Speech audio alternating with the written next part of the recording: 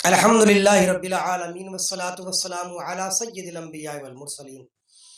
آج انشاءاللہ تعالی ہم سیدنا ادریس علیہ السلام کا تذکرہ کریں گے۔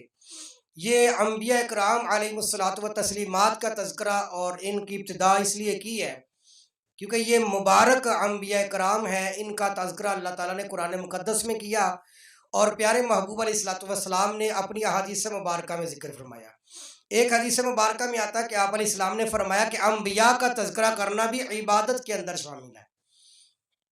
اس لیے انبیاء کرام کے واقعات کو سننا یہ ایمان کے تازگی کا بھی ذریعہ ہے اور یہ عبادت کا بھی حصہ ہے۔ سیدنا ادریس علیہ السلام کا تذکرہ قرآن مقدس میں بطور نام کے اللہ تعالیٰ نے دو مقام پر ذکر فرمایا۔ ایک تو سورہ انبیاء کے اندر ذکر فرمایا وَإِسْمَعِيلَ وَإِدْرِيسَ وَذِي الْكِفْلِ كُلٌّ مِّنَ الصَّابِرِينَ، اور ایک سورہ مریم کے اندر اللہ تعالیٰ نے ذکر فرمایا کہ وَاذْكُرْ فِي الْكِتَابِ ادریس إِنَّهُ كَانَ صِدِّيقًا نَبِيًّا۔ یہ دو مقامات ہیں، ایک سورہ مریم کے اندر اور ایک سورہ انبیاء کے اندر اللہ تعالیٰ نے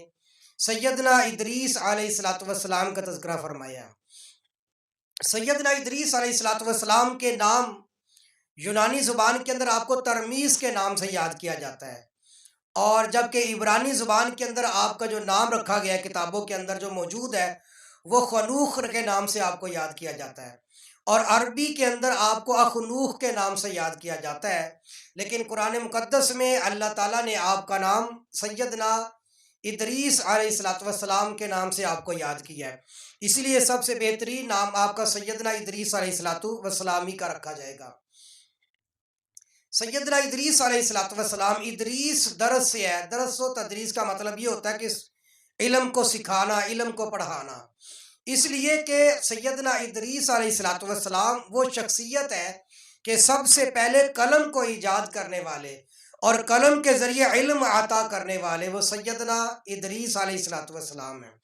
اسی طرح سیدنا ادریس علیہ السلام وہ شخصیت ہے کہ سب سے پہلے علم کو قلم کے ذریعے علم بھی عطا کرنے والے اور اپنے ماتحت اسٹوڈنٹ اور شاگردوں کو پڑھانے کا ذریعہ بھی بنے، اور علم کو آگے پہنچانے کا، فیض کو آگے تک لے جانے کے لیے جو سب سے پہلے جنہوں نے بنیاد رکھی وہ بھی سیدنا ادریس علیہ السلام ہے۔ اسی لیے ان کا نام بھی ادریس پڑ گیا، چونکہ ان کا معاملہ درس و تدریس کے ساتھ جڑا ہوا ہے۔ تو سب سے پہلے درس کی ابتدا کرنے والے، سب سے پہلے علم فلکیات کے اندر مہارت رکھنے والے، علم رمل کا جاننے والے، علم نجوم کی مہارت رکھنے والے،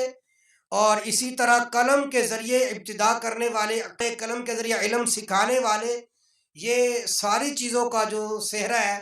وہ سیدنا ادریس علیہ السلام کے سر پر لگتا ہے۔ سیدنا ادریس علیہ السلام کا تذکرہ جو سورۃ الانبیاء میں آیا وہاں پر تو یہ آیا کہ اللہ تعالیٰ نے فرمایا کہ وَإِسْمَعِيلَ وَإِدْرِيسَ وَذَا الْكِفْلِ، کہ سیدنا اسماعیل علیہ السلام اور سیدنا ادریس علیہ السلام اور سیدنا ذی الکفل علیہ السلام کل من الصابرین، یہ صبر کرنے والے لوگوں میں سے تھے، یعنی اللہ تعالیٰ نے صابر کا درجہ ان کو عطا فرمایا اور فرمایا کہ حضرت سیدنا ادریس علیہ السلام یہ صبر کرنے والے انبیاء کرام میں سے ہیں، یعنی ظاہری بات ہے کہ مصائب اور پریشانیوں کے اوپر صبر کرنے والے۔ اسی طرح سیدنا ادریس علیہ السلام کا ایک تذکرہ آپ دیکھیں گے تو سورہ مریم کے اندر جہاں اللہ تعالیٰ نے باقی انبیاء کرام کا ذکر فرمایا وہاں پر اللہ نے فرمایا کہ وَاذْكُرْ فِي الْكِتَابِ ادریس، اے نبی صلی اللہ علیہ وسلم آپ تذکرہ کیجئے قرآن مقدس میں کتاب میں ادریس علیہ السلام کا۔ اِنَّهُ كَانَ صِدِّيقًا نَبِيًّا، ادریس علیہ السلام اللہ کے بہت زیادہ سچے نبی ہیں۔ وَرَفَعْنَاهُ مَكَانًا عَلِيًّا، اور ہم نے ان کو بلند مقام پر اٹھا لیا ہے۔ وَرَفَعْنَاهُ مَكَانًا عَلِيًّا، اور ہم نے ان کو اٹھا لیا بلند و بالا مقام پر۔ یہ جو قرآن مقدس میں آیت مبارکہ آتے ہیں اللہ تعالیٰ نے فرمایا کہ ہم نے ادریس علیہ السلام کو اٹھا لیا بلند مقام پر، اس آیت مبارکہ کا کیا مطلب ہے؟ تو لہٰذا حضرت سیدنا حضرت عبداللہ ابن عباس رضی اللہ تعالیٰ عنہ جو قرآن مقدس کی تفسیر لکھنے والے ہیں، سب سے پہلے جنہوں نے قرآن کی تفسیر لکھی، حضرت سیدنا عبداللہ ابن عباس رضی اللہ تعالیٰ عنہ، انہوں نے حضرت کعب بن احبار سے پوچھا کہ اے کعب بن احبار، چونکہ کعب بن احبار پہلی کتابوں کے عالم تھے، تورات کے بھی عالم تھے، اور یہ واقعہ ادریس علیہ السلام کو اور باقی انبیاء کرام علیہ الصلوۃ والتسلیمات کے واقعات تورات، زبور و انجیل کے اندر نہ واقعات چلتے چلتے ملتے ہیں۔ تو سیدنا عبداللہ ابن عباس نے حضرت کعب بن احبار سے فرمایا کہ کعب، یہ جو قرآن مقدس میں اللہ تعالیٰ کا فرمان ہے کہ وَرَفَعْنَاهُ مَكَانًا عَلِيًّا، کہ ہم نے سیدنا ادریس علیہ السلام کو بلند مقام پر اٹھا لیا ہے، اس سے کیا مراد ہے؟ حضرت کعب بن احبار نے فرمایا کہ عبداللہ ابن عباس، اس سے مراد یہ ہے کہ ایک وقت ایسا تھا کہ حضرت سیدنا ادریس علیہ السلام جب اپنے زمانے کے مفسدین لوگوں کو، فساد مچانے والے لوگوں کو دعوت حق دے رہے تھے اور سیدھے راستے کی طرف رہنمائی کر رہے تھے، اس موقع پر اللہ تبارک و تعالیٰ نے وحی مبارک کو اتارا حضرت ادریس علیہ السلام کی طرف، اور اللہ تعالیٰ نے فرمایا کہ اے ادریس، آپ مجھے اتنے پسند ہو کہ جتنا میں کائنات میں رہنے والے جتنے لوگ روزانہ نیکیاں کرتے ہیں نا، جتنی نیکیاں ساری کائنات کے لوگوں کو دوں گا نا، اتنی میں تمہیں ہر روز اتنی نیکیاں عطا کر دوں گا۔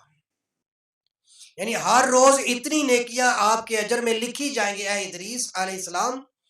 جتنی اللہ نے فرمایا کہ میں دنیا کے سارے انسانوں کو ایک دن میں عطا کرتا ہوں۔ تو سیدنا ادریس علیہ السلام اللہ کی بارگاہ میں جھک جاتے ہیں، سجدے میں پڑ جاتے ہیں کہ اتنی نیکیاں مجھے اللہ پاک عطا فرمائیں گے کہ ہر روز، یعنی جتنی میری زندگی زیادہ ہوگی اتنی اللہ کی طرف سے نیکیاں میرے کھاتے میں زیادہ لکھی جائیں گی۔ یہ معاملہ ہوا تو حضرت سیدنا ادریس علیہ السلام کی اللہ تعالیٰ کے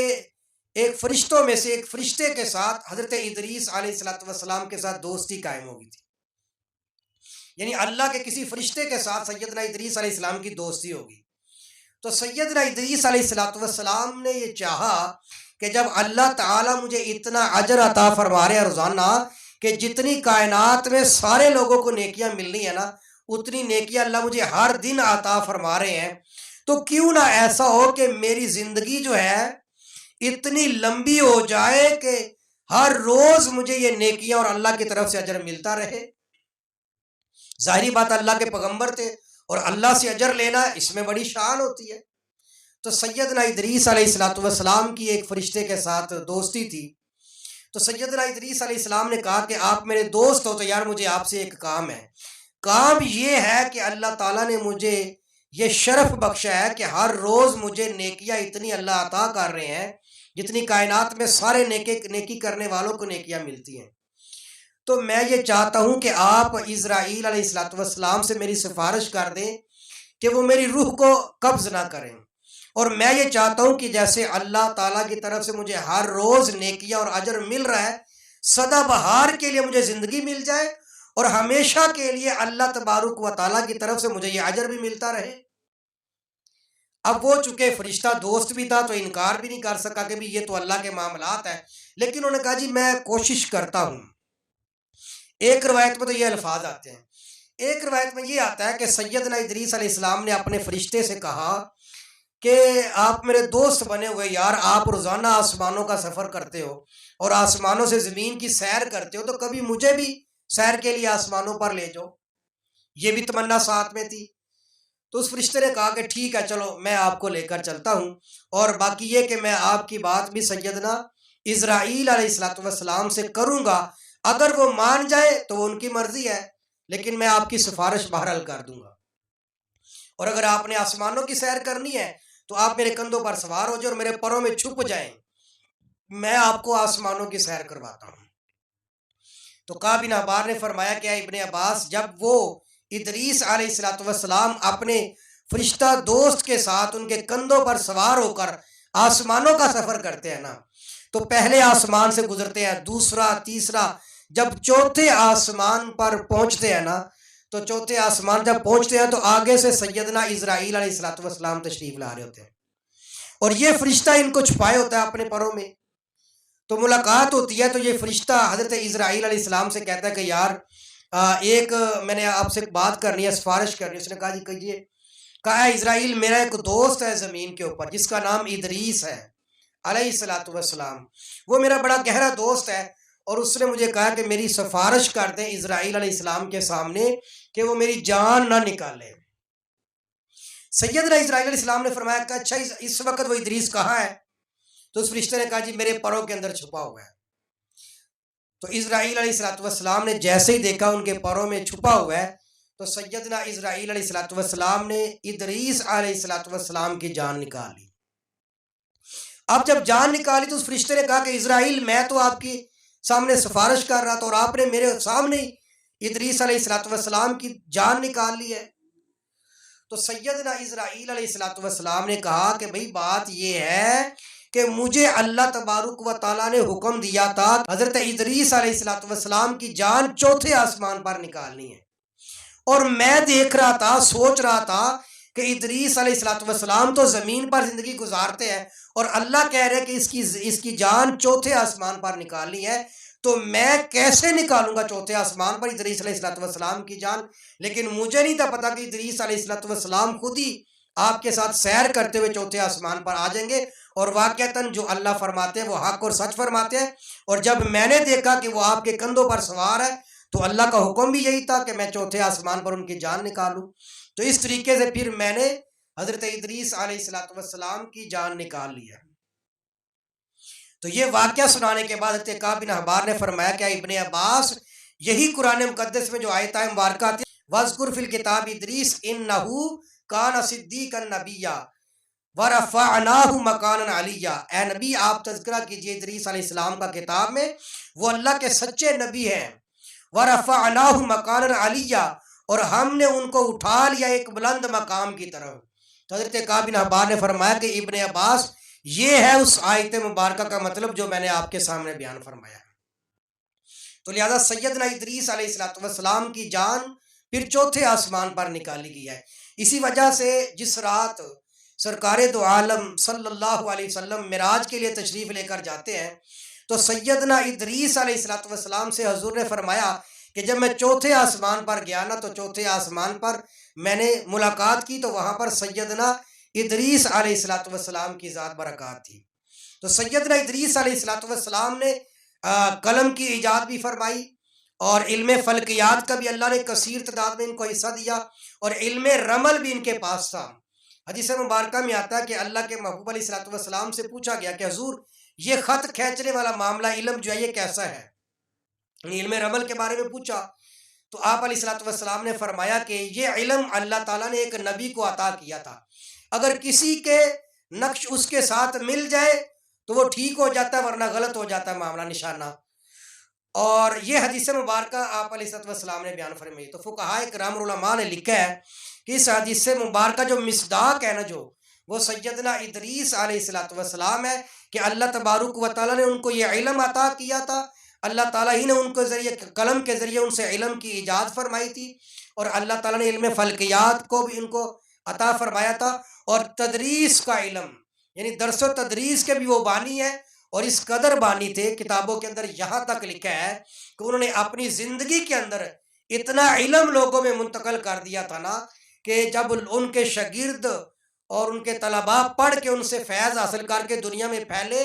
تو 200 شہر آباد ہو گئے تو ان کے شاگردوں کے ذریعے۔